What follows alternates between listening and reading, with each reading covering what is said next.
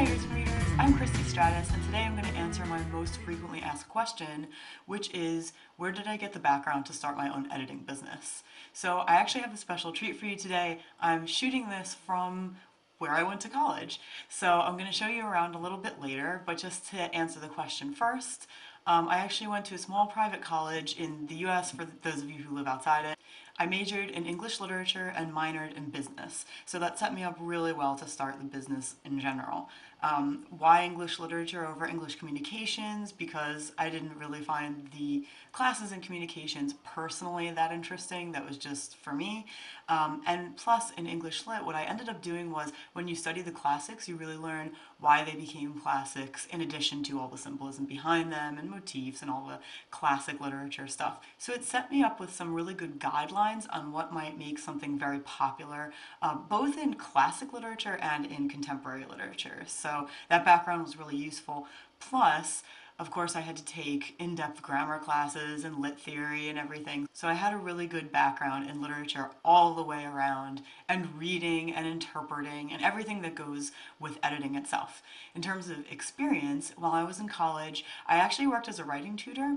So sometimes I would help students outline whatever they were writing, whether it was an essay or fiction or anything, creative writing classes sometimes.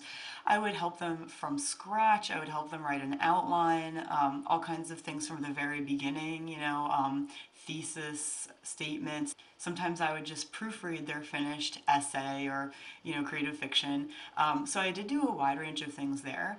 And then I also was student editor for my college's magazine and its president's report. So that also gave me a really good background, but it also taught me to look at special guidelines, particularly for one publication like the magazine, and be able to work with that so that I can, that goes straight into working with every one of you when you say, okay, I'd like it done in this way or that way, and this is the style manual I'm using. So I had some good experience with that. I worked at the library for a couple years. How does that help me in editing? It doesn't.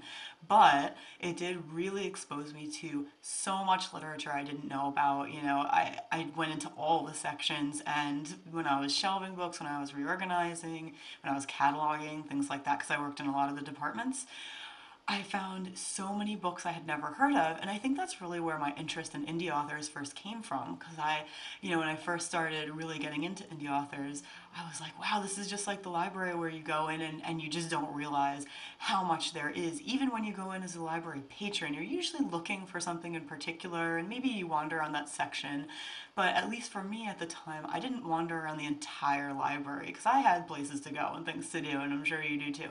So when that was my job, to organize, reorganize, shelve, and catalog and stuff, that was what I was focusing on. What are these other books that I've never heard of? What is this section I've never seen before, So that's really where I think I developed my interest in indie authors. After college, I went straight into an international language company, and there I've pretty much run the gamut. I worked as an administrator, proofreader, designer, and then I ended up managing my own proofreading and design teams. And then I moved on to becoming a project manager.